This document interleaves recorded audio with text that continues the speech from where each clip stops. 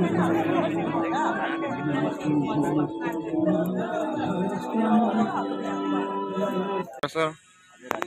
आज देवद बौद्ध विहारमा बौद्धको धामी यात्रामा तपाईलाई कस्तो महसुस गर्नुभएको छ? के भन्नुहुन्छ कि बुद्धको बारेमा अब भनिराख्नु त जरुरत छैन हैन, त्यही पनि हामीलाई चाहिँ मनको शान्तिको लागि आएका छौँ। अब अहिले यहाँ चिया खाएर हामी फेरि जानेछौँ। कस्तो प्रोग्राम हुन्छ त्यतै Buddha was born in Nepal कि इन्डिया भन्नु होला फेरि है सागर सर के भन्नुहुन्छ? ल एकदम बुद्धको बारेमा अब भनिराख्नु भन्छ कि अब हामी बुद्धको माउलीमै भएको हुँदाखेरि अब हाम्रो यो प्रोग्रामहरू भइरहेको हुन्छ। आज समय बस हामी यसरी भिडियोमा कैद गर्न पायौँ, एकदम खुसी छु। हामी त एउटा गर्व गर्ने ठाउँ हो कि ठाउँमा जन्मेका छौँ हो कि भन्नु त।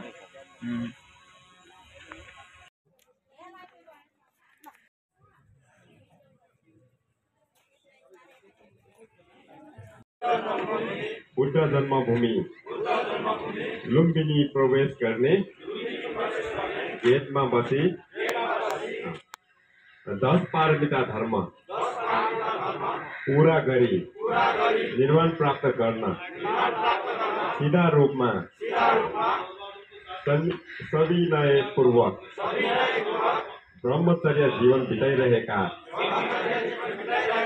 बुद्धका पुत्रहरू जो पुण्य रूपी बिउ रोप्न उत्तम खेत समान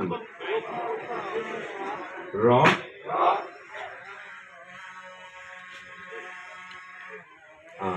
9वटा विशेष गुणहरूले सम्पन्न भएका सावक संघहरू र विशेष गरी नवक साम्य भन्तेहरू संयमपूर्वक धर्मयात्रा गर्दै आउनु भएकालाई यो पुण्यको प्रभावले हामीमा भएको सबै क्लेश मेटेर जाओस्। निर्वाण धर्मको शुद्धता,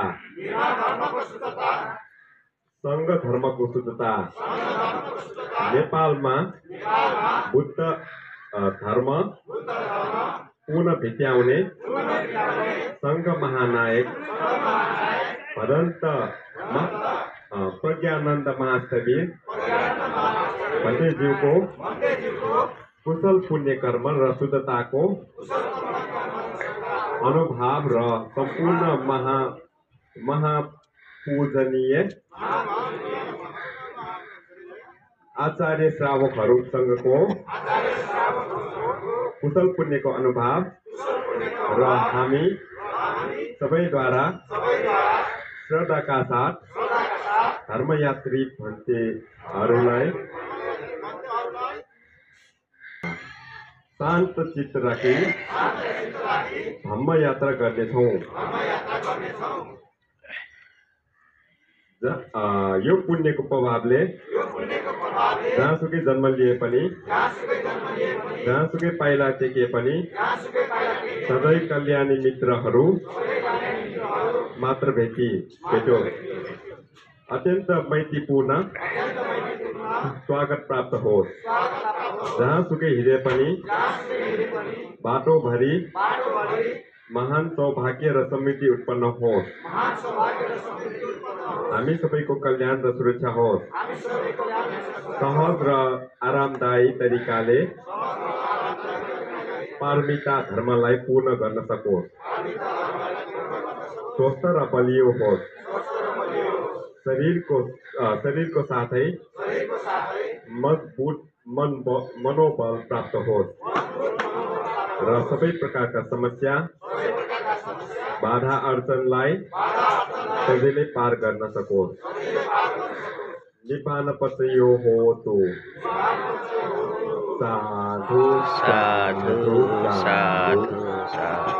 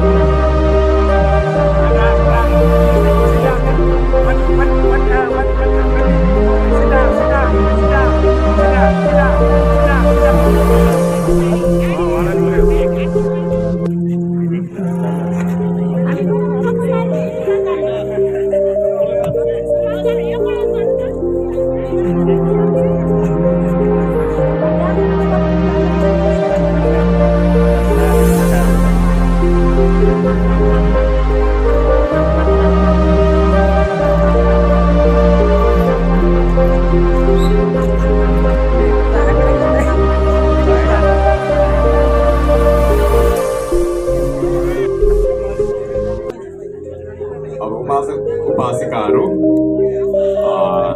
अब हाम्रो भोजन दान दिने कार्यक्रम सुरु हुन्छ। भोजन दान दिनलाई हाम्रो उपासक एकजनाले यो भोजन मेलामा हाम्रो उपासक उपासिका भवनमा चाहिँ फर्केर बस्नुहुन्छ। सबै सामेलहरू उपासक उपासिका भएकोतिर